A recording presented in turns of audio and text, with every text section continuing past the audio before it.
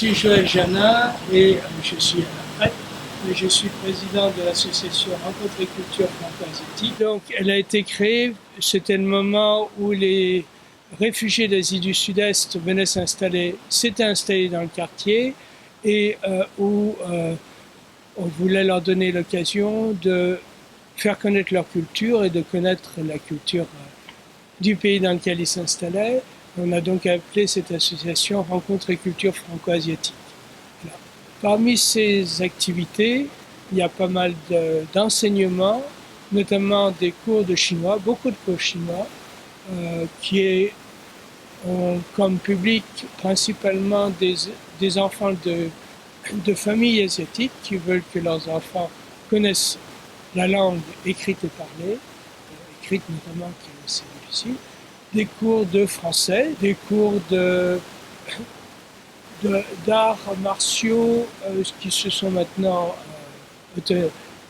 qui sont autonomes maintenant, des cours de tai chi chuan, de danse, et puis on essaye d'avoir des activités culturelles à l'occasion, notamment du Nouvel An chinois. C'est une des activités traditionnelles maintenant du XIIIe, mais il y a 30 ans, quand nous avons commencé, c'était quelque chose que les habitants du quartier, sauf ceux qui venaient d'Asie du Sud-Est, n'avaient jamais vu. Moi-même, je n'avais jamais vu. Voilà.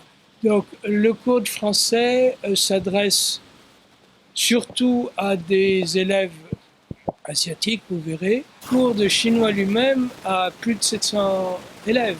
Il en a d'ailleurs eu beaucoup plus à l'époque où ma femme en était la responsable, parce qu'il y a 15 ans, nous étions les seuls à faire ça. Maintenant, il y a des cours de chinois à tous les coins de rue et dans les écoles aussi.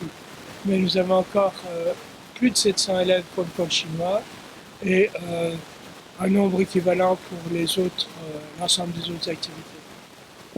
Et les personnes qui donnent les cours de chinois et de français, ce sont des profs ou ce sont des gens qui s'investissent comme ça? Les personnes que vous verrez ici sont des bénévoles.